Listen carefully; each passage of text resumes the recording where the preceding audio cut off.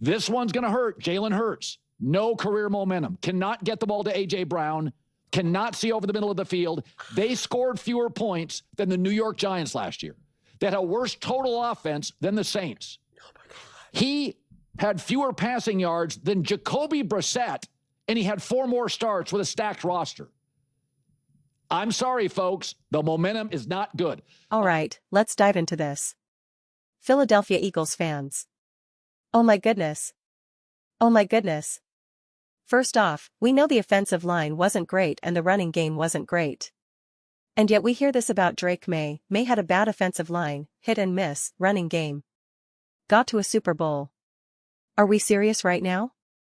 Do you realize the New England Patriots had a 64% pass block win rate, ranked 13th?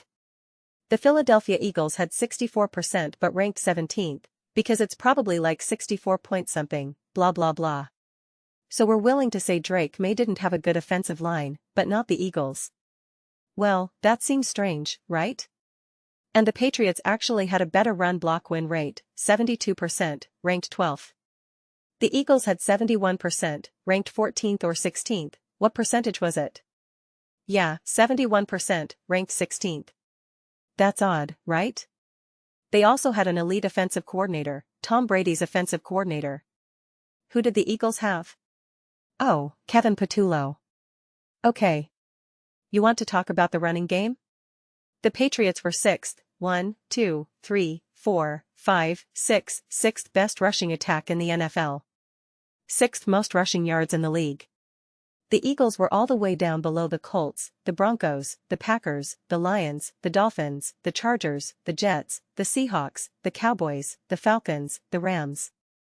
And yet we want to talk about the Patriots having a consistent ground game. Does that make sense? It does not. It doesn't make any sense. The Patriots averaged 4.4 yards per carry. Eagles averaged 4.2. Are we serious? How about rushing touchdowns? 22 for the Patriots. The Eagles had 17. So you tell me who had the better running game. Is that Jalen Hurts' fault now, too? So what are we even talking about? And how did Drake May play in those playoff games? He got to a Super Bowl. How did he play? Let's take a look. How did he perform in the postseason? 58.3% completion percentage, 828 passing yards, 6.8 to 6.9 yards per attempt, 6 touchdowns, 4 interceptions. Keep in mind, a bunch of those came in garbage time against the Seahawks in the Super Bowl. Plus a boatload of fumbles, and a passer rating of 82.2. Yeah. Not great, Bob. Like, are we serious right now? Are we serious? And then we want to say Jalen Hurts couldn't get the ball to A.J. Brown. That's odd because remember this graphic I made a little while ago? A.J. Brown, Tyreek Hill. 62 games for A.J. Brown. Tyreek Hill, 60 games. This is Tyreek Hill with Patrick Mahomes. They played essentially the same number of games. And A.J. Brown has 5,340 yards. Tyreek Hill has 4,854 yards. Total targets, 521 versus 520. Yards per season, 1,259 for A.J. Brown, 1,213 for Tyreek Hill. Touchdowns per season, the difference is 2. Oh no, Tyreek Hill got 2 more touchdowns a season. Oh no. Targets per season, 130.25 versus 130. Per game averages, A.J. Brown 81.2 yards per game, Tyreek Hill 80.9. Targets per game, 8.4 to 8.6, a difference of 0.2. Did anyone ever say Patrick Mahomes can't get the ball to Tyreek Hill? Did anyone say that? Has Patrick Mahomes ever had to try to get the ball to Tyreek Hill without Andy Reid scheming him wide open and throwing him little 4-yard passes that he takes to the house? Has Jalen Hurts ever had that benefit? No. Okay. Didn't think so. How about single-season highs in their careers with each respective quarterback? 1,496 to 1,479. Oh, so A.J. Brown actually had more production with Jalen Hurts than Tyreek Hill had with Patrick Mahomes. He had 2 1,400-yard seasons, would have been 3 in 2024, but A.J. Brown missed 4 games. How many Super Bowl touchdowns does Tyreek Hill have? 0. How many does A.J. Brown have? 2. And again, Tyreek Hill only had one 1,400-plus yard season. So tell me again how Jalen Hurts struggles to get the ball to A.J. Brown, but Mahomes is able to maximize Tyreek Hill. How does that make sense? Oh, it doesn't. Well, Patrick Mahomes won a Super Bowl. Didn't Jalen Hurts win a Super Bowl? What are we talking about, man? Like, what are we inventing? Why do we just make stuff up? And it gets better. Number 9, the most disrespected player in the league, Jared Goff. All he does is win. The most disrespected player is Jared Goff? No, buddy. I think that's Jalen Hurts. That's Jalen Hurts. All he does is win, that's Jared Goff? No, that's Jalen Hurts. Did you see Jared Goff's playoff performance against the Washington Commanders? It was awful. I literally just broke down that GA. Me for a Commanders video, and I thought, whoa, I might have been too nice to Jared Goff after that game. I was too forgiving. That was horrendous.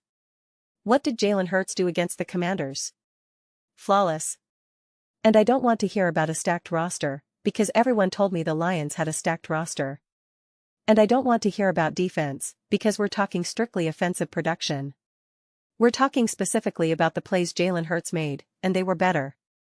The Lions had a great offensive line. The Lions had an amazing coaching staff with Ben Johnson, super genius Ben Johnson. And they have elite weapons, Gibbs, Amon-Ra St. Brown, etc., etc. So I do not want to hear it. The Lions were the number 1 team in the NFL. They were the number 1 seed. They were the stacked roster. People said, oh, Philly's in trouble if they have to face Detroit. Oh, Philly got lucky that Washington beat Detroit. That's what I was told. That's what I heard. I heard the Eagles weren't even going to beat the Commanders. That's what Nick Wright told me. They weren't going to beat the Rams. They weren't going to beat the Packers. They weren't going to beat the Chiefs. Oh, but they did. And Jalen Hurts was the best quarterback throughout the playoffs. Don't take my word for it, take PFF's word for it. 71.4% completion, 726 yards, 8 yards per attempt, 5 touchdowns, 1 interception, passer rating of 108.6. And he led the NFL in playoff rushing with 194 yards and EV rushing touchdowns, and broke the Super Bowl record. Why do you make so many Jalen Hurts videos? Oh, maybe because it's nonsense on top of nonsense on top of nonsense. We're literally saying Jalen Hurts doesn't get the ball enough to A.J. Brown when his stats are either the same or better than what Tyreek Hill did with Patrick Mahomes. Do you understand how crazy that is? And that was in the peak throw era. You tell me Jalen Hurts doesn't throw a lot, yet A.J. Brown had similar or better stats than Tyreek Hill. You say, well, that's not fair because Tyreek had to share targets with Travis Kelce. What about Devonta? What about Saquon? Like, what conversation do you want to have then? It's ridiculous. It's insane. It is literal insanity right now. Jared Goff is the most disrespected quarterback in the NFL. Drake May didn't have a good offensive line and a good running game. It was better than the Eagles. Yeah, but he got to the Super Bowl, and he played awful. He played horrendous and got absolutely lit up in every playoff game he was in. Got lit up. I've got news for you. Jalen Hurts played better in his playoff game against the 49ers than anything Drake May ever did. That's just a fact.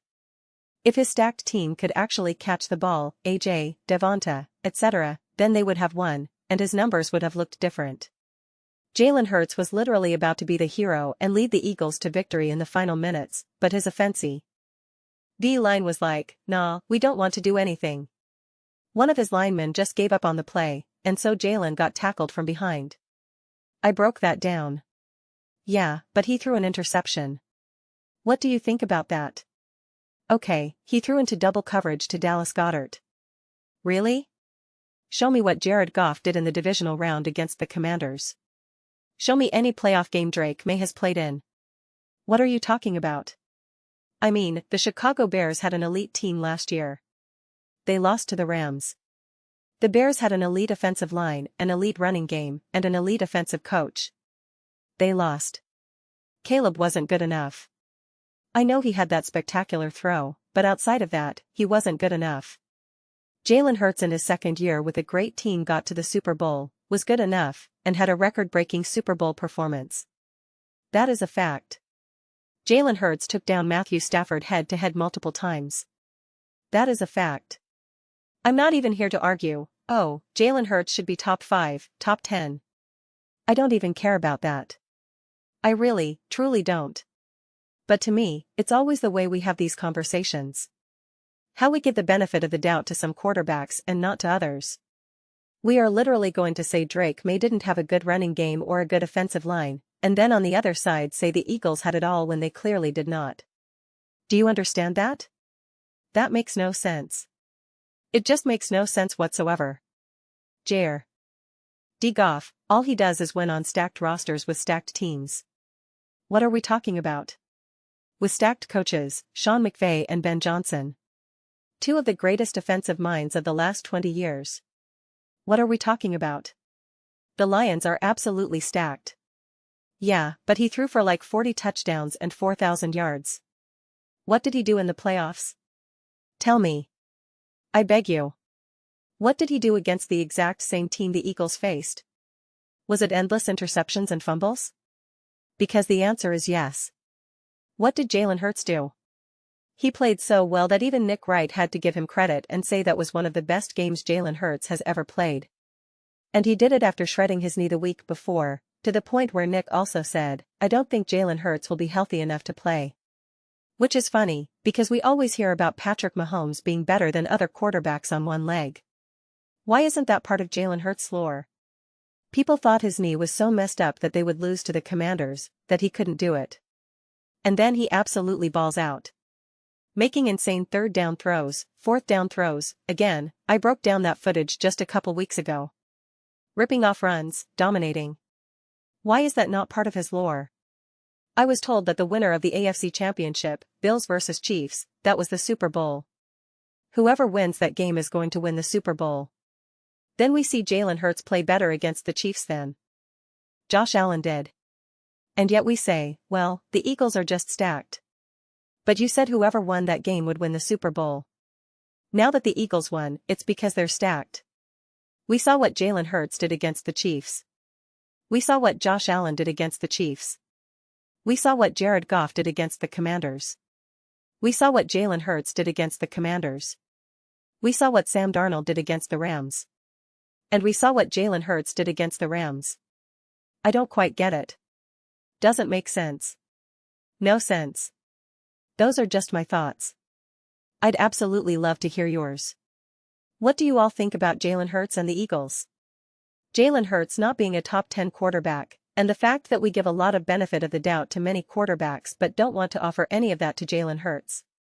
Let me know your thoughts in the comments below. I read every single comment, whether you agree with me or disagree.